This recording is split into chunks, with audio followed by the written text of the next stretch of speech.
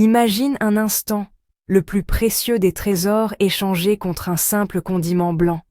Et pourtant, c'est exactement ce que fut le sel dans de nombreuses civilisations. Ne laisse pas ton sel ici si tu veux attirer l'argent. On pourrait croire à une vieille métaphore, mais ce conseil puise sa force dans l'histoire et les croyances du monde entier. Le sel a été appelé or blanc, car il a souvent valu son poids en or.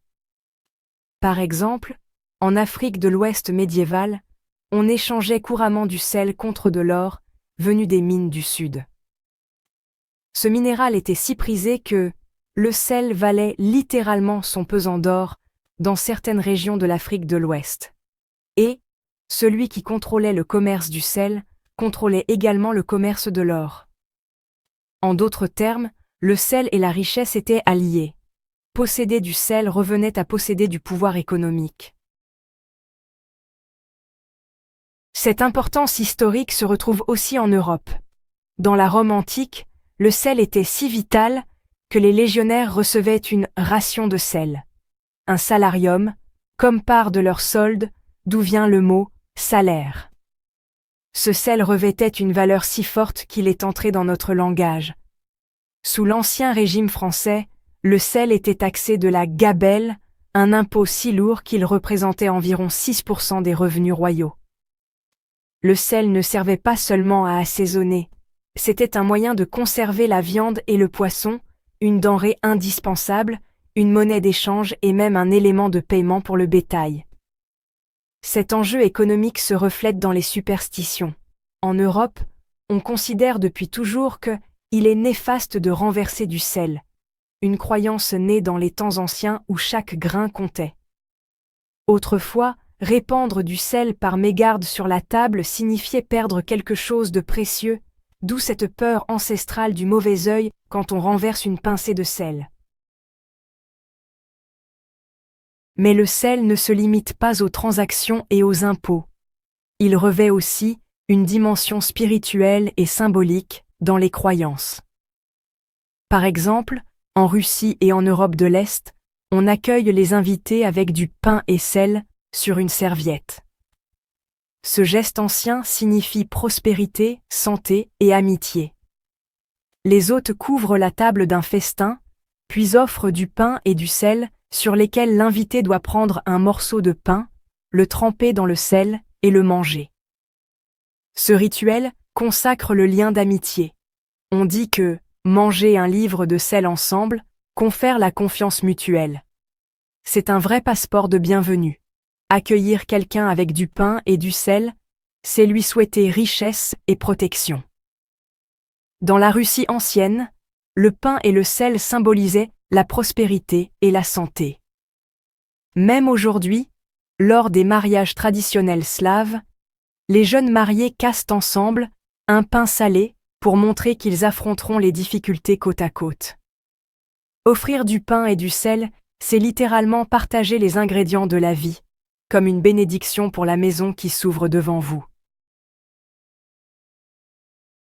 Il suffit de parcourir la planète pour voir que le sel apparaît dans les rituels de purification et de protection de nombreuses cultures. En Occident, on jette souvent une pincée de sel par-dessus l'épaule gauche pour conjurer le malheur, un geste censé aveugler le diable guettant dans notre dos. En Asie, le sel connaît aussi des usages sacrés.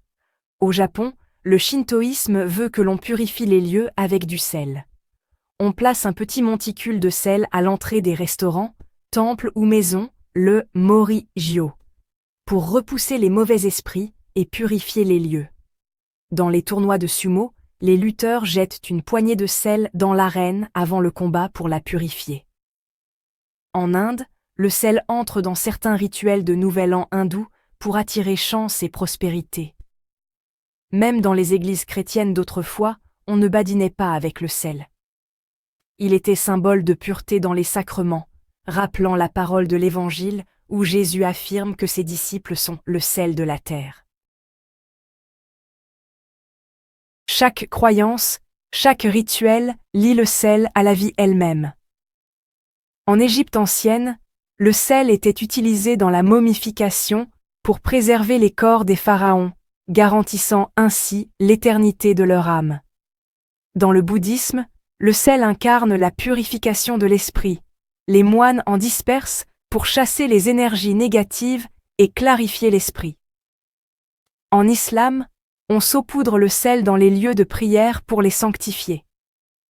L'idée est universelle. Le sel conserve et protège, physique et métaphysique. Dans certaines pratiques magiques aussi, le sel tient une place centrale pour attirer la richesse. Des rituels actuels conseillent, par exemple, de saupoudrer du sel sur les rebords des fenêtres d'une maison où le bonheur s'est enfui. On laisse le sel agir jusqu'au retour de la chance, puis on balaie les cristaux en pensant à nos objectifs avant d'enterrer ce sel hors de la demeure. C'est comme si, en laissant le sel recueillir les énergies négatives, on laissait la place à l'abondance.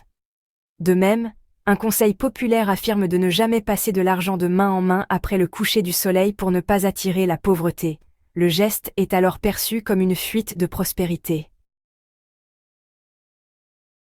Curieusement, dans certaines traditions africaines, c'est le contraire. Le sel peut être honni. Par exemple, le culte du Vodundan au Bénin, dieu serpent de la richesse, voit certains de ses fidèles refuser le sel.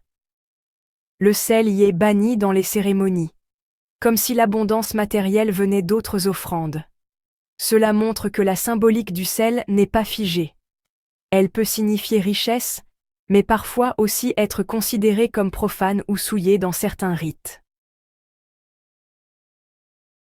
Alors, pourquoi ce dicton « Ne laisse pas ton sel ici si tu veux attirer l'argent » ? Derrière ces mots, c'est la sagesse ancienne qui murmure. Le sel est un trésor insoupçonné. Laisser du sel traîner partout, le gaspiller ou le négliger, c'est comme répandre ses richesses au vent. Si le sel symbolise la vie, la pureté et la fortune, alors le protéger, le conserver, c'est protéger son propre avenir. Imaginez des caravaniers traversant le Sahara avec des pains de sel plus précieux que l'or, des soldats romains recevant leur paix en sel, des paysans français endurant la gabelle pour une denrée vitale.